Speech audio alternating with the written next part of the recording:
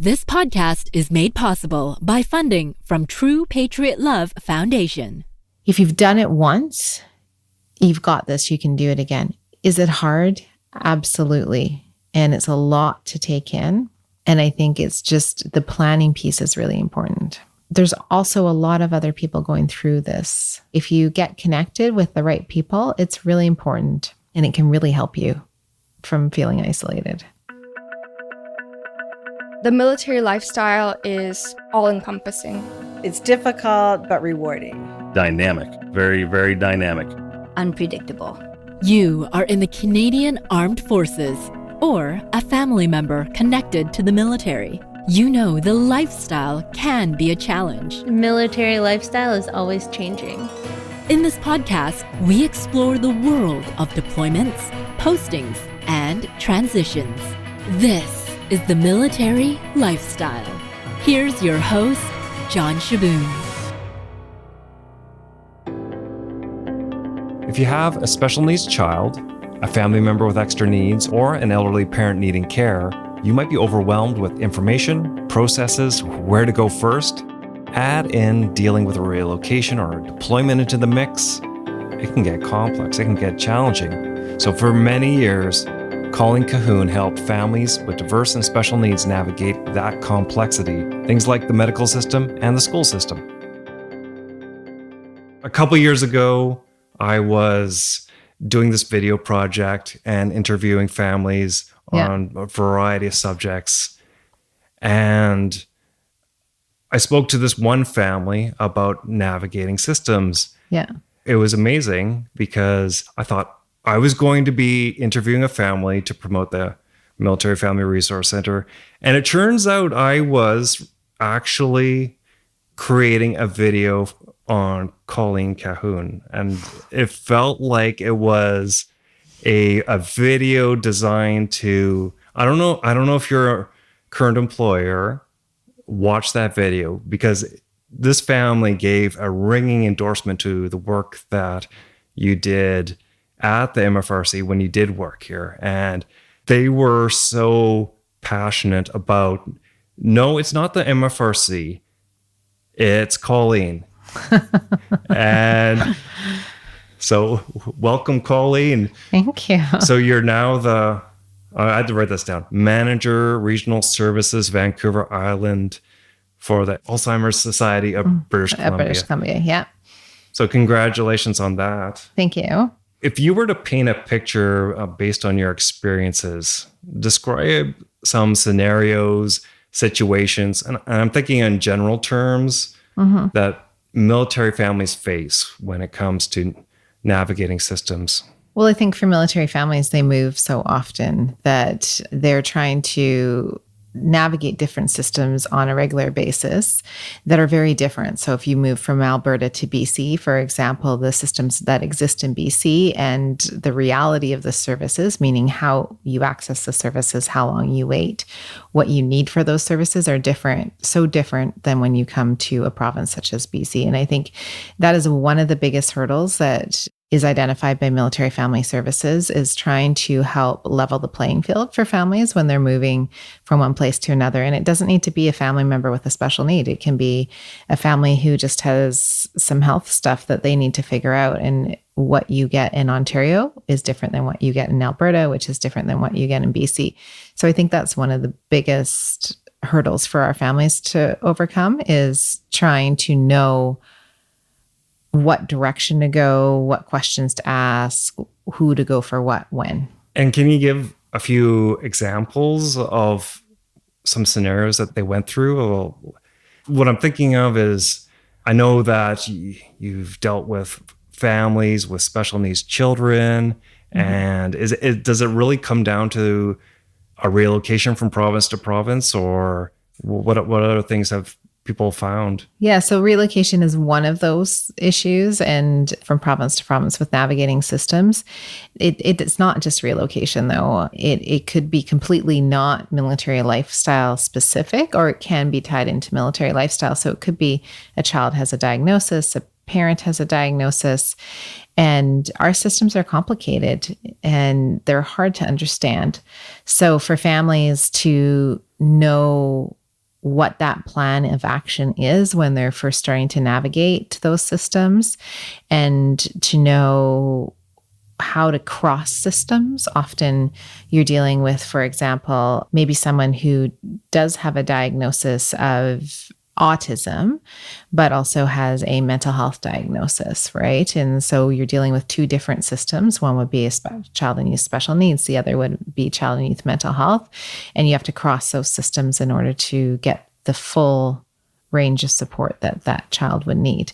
And so knowing where to go, who to go, knowing the questions to ask, and also how to advocate, it can be very frustrating and overwhelming. So, knowing the best strategies to advocate for services. And it's a fine balance between coming in and demanding versus sitting back and thinking, well, this professional's got it, they have it. As a person needing services, you have to be out there, put yourself out there, ask the questions, track the answers to the questions, and really try to balance understanding, yes, they may not get these services right away. What can I do while I'm waiting is one of the best strategies for advocating, is what can I do while I'm waiting? And I think, our families experience lots of different things when they're navigating systems. And if you add a deployment onto there, it really amps it up because it's one parent doing it alone. What are some of the challenges that families face when it comes to navigating systems? What they will face is long wait lists.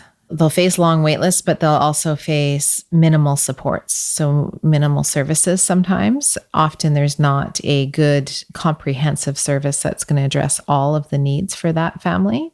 They'll face difficulty accessing services. So as we know, we've got a walk-in clinic system here that appears in Victoria, for example, to be shrinking. We're seeing more and more walk-in clinics close, harder and harder to access a walk-in clinic. You need to see a doctor to access the services.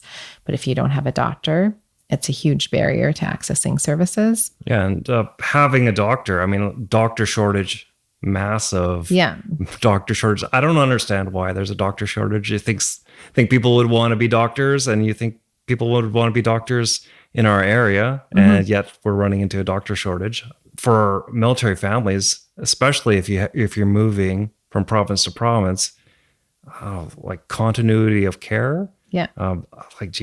Gaps in care. I wonder if there's any missed diagnoses. Differences from province to province, getting used to a system. Wow. And military families, they have to deal with the provincial healthcare system. The Canadian Armed Forces member, they get taken care of through the D&D system. Yeah. And I have no idea if you go through like 4 moves in 7 years, which I've heard of, what does a military family do there? Yeah. Well, and it's difficult, right? And you're dealing with two different systems. You're dealing with assumptions from public service providers that military families are taken care of by the military, by military doctors, which is not the case. I can't remember even count how many times that I had a service provider say to me, oh no, I thought the base had psychiatrists, psychologists, pediatricians that the family could access.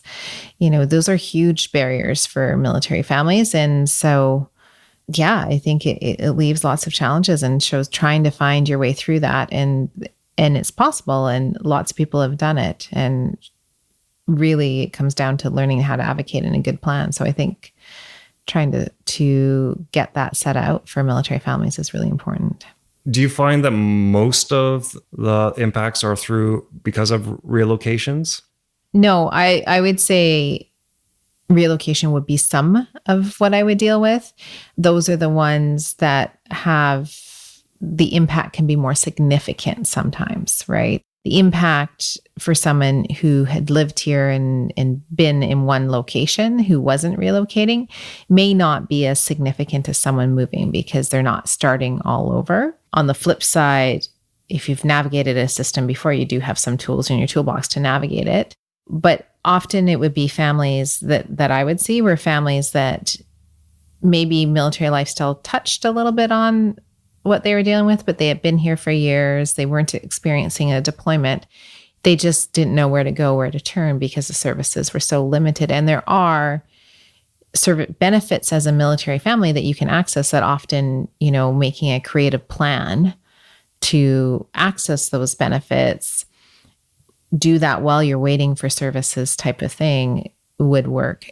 Also deployments often and deployment will really impact a family if they have a child with or a family member with health concerns that they don't have the support in place. If you don't have the support in place during the deployment, it's very hard for the caregiver to stay healthy and do the self-care that they need to do to get through it. What are some of the other impacts you've seen on families? Often I would see families give up, and then the person who needs the support wouldn't get the support that they need. They're just so frustrated.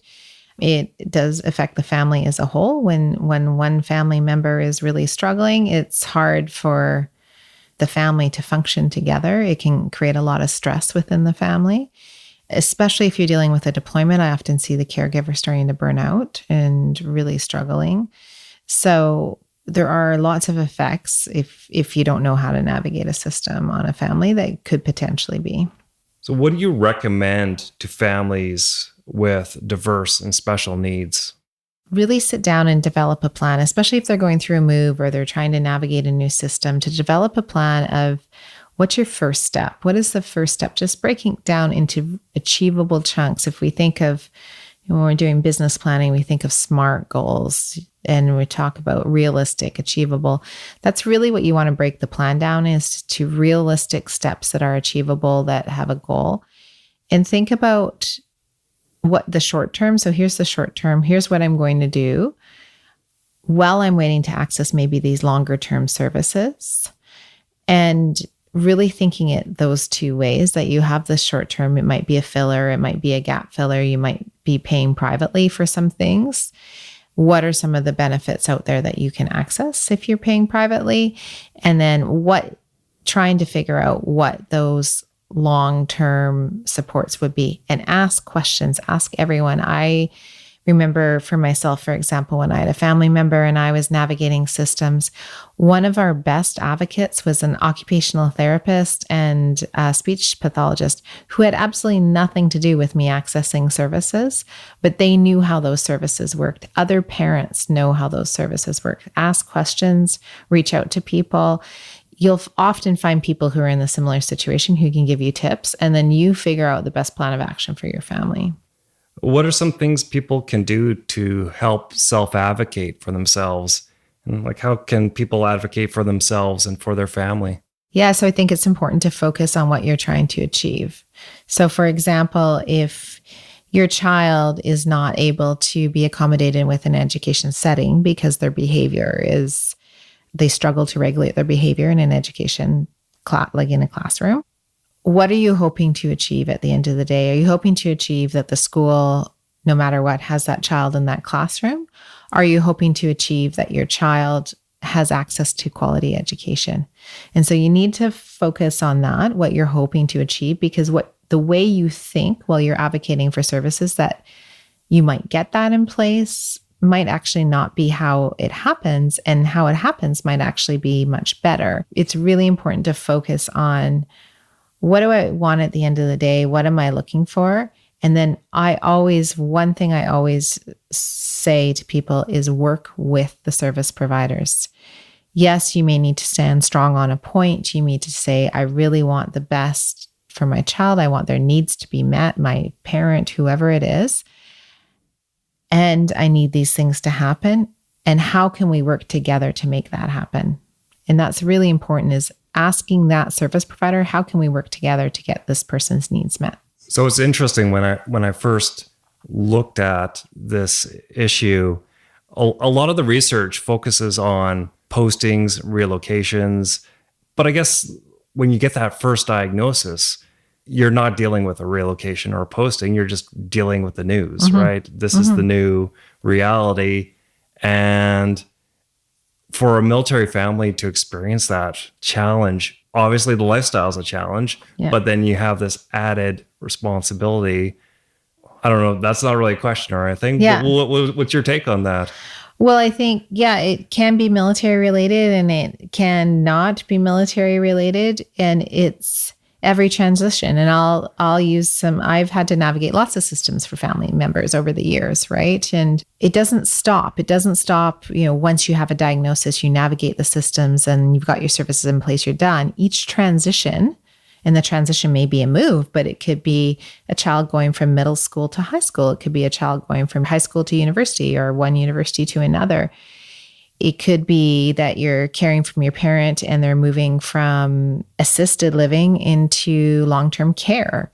Those are all transitions, and you're having to navigate new systems each time. So this isn't a military family issue. Military lifestyle makes those challenges a little more prevalent, or a little more, you can observe them a little more, but it's not just a military lifestyle issue. We all have to navigate systems at one point or another in our lives. So give me some tips and something I can walk away with here. What would you recommend if I were to experience this, or if a military family member were to experience something like this? Yeah. So one thing I would say first off is, which I mentioned before, is ask questions. Ask everyone you know, where did you get access resources? Who helped you? Where should I go? Ask a teacher. If it's for a parent in a home, ask a care aide, ask anyone, ask people dealing with the situation. Reach out and ask questions about, where do I go for this and how do I get help? Reach out to the different agencies in town that may help. If you have someone diagnosed with MS, reach out to the MS Society, ask the questions about where you go for help. So I think it's really important to gather as much information you can as possible about the services that exist and the systems. Once you gather that information, then it's time to take a look at your benefits, see if there are any private services that you can access to fill in some gaps that there may be, and develop a plan. And like I said, make that plan really achievable. The other piece is, most likely you're going to have to advocate for services with service providers. And they want what you want. They want the family member, your loved one, to get the supports they need. And they're stuck often in systems that have a lot of clients. They're overrun. They're trying to get services in place. So it's hard for them to get those things in place. So figure out your best way of advocating. For me, my best way of advocating was always saying to a service provider, I want to work with you to get this achieved. This is what I want, and I'm not going to change that. I want, say, my father to get the care that he needs. I want my father to get the care that he needs. I want to work with you. How can we work together? And often when I was advocating, I'd bring things to service providers that I heard about this. Could this help us? Really constant contact. The other thing that I think is really important when you're navigating services is that you track it. I used to map out services, and I had a binder that had everything in it, and I would map out. So I've gone here. No, that doesn't work. Maybe try over here. Yes, that works. What worked with me? What was the pathway? And what are some tricks that I'm learning along the way? So map it out. And you have your plan. And I'm going to take step one. And again, reach out for help. Reach out to the different societies, the different agencies. It's really important. There are lots of people out there who know these systems, but the systems that aren't inherent to understand. And there's not always a lot of information about how to access services. So reach out. Do healthcare providers understand the impact that military service can have on families? That's a big question. I would say some healthcare providers do. I don't think that's the norm, though. I think often healthcare providers have a lot of things they have to understand, and understanding the impact of military lifestyle isn't always first and foremost on their list of things to try to understand. They are healthcare providers because they want to help people, right? So they try their very best to support and do what they can. But I don't think, of course, they understand the full impact. And like I mentioned before, I would often get questions, doctors thinking that there were psychologists, psychiatrists at the base, pediatricians, gerontologists, that families were accessing services at the base. For military families, one of their first jobs is to explain, this is how I access services. I have benefits just like you. And I don't have anything extra above and beyond that. So when it comes to diverse and special needs and the Canadian Armed Forces, would you say that it's lonely? It can be, yeah. You can be alone trying to figure it out. If you get connected with the right people, it's a great learning opportunity. I mean, this learning opportunity as a military family member, this learning opportunity I had going through this with a family member shaped my career. I met some really great people along the way. I learned some really great things. It's also an opportunity for growth. So it can be lonely, and there are going to be times that you're all alone standing there saying, help me, help me. There's also a lot of other people going through this situation. And so if you get connected with the right people, it's really important, and it can really help you from feeling isolated.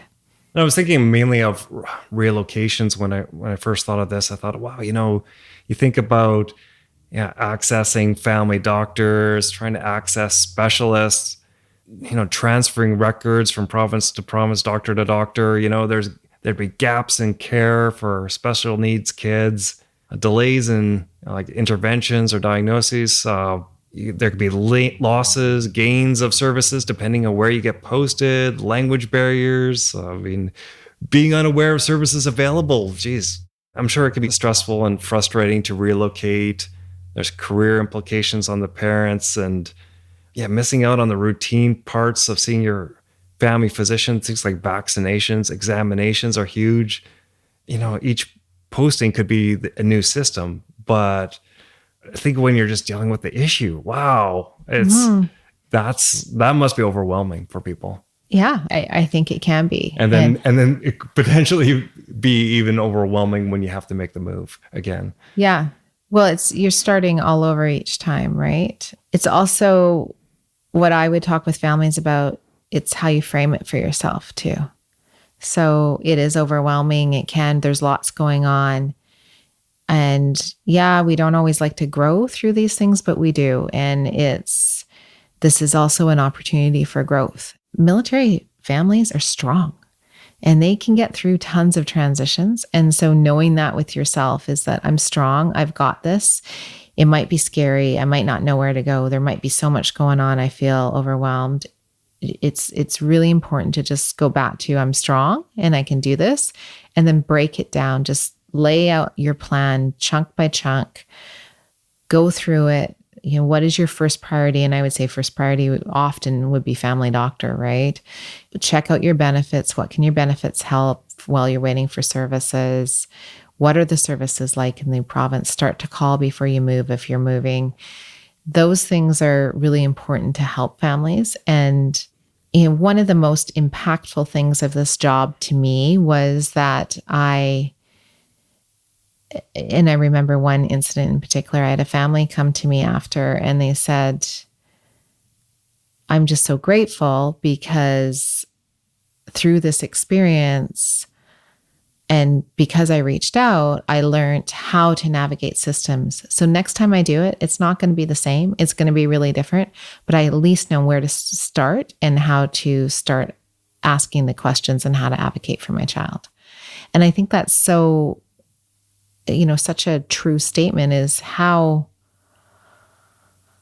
if you've done it once, you've got this, you can do it again. Is it hard? Absolutely. And it's a lot to take in. And I think it's just the planning piece is really important.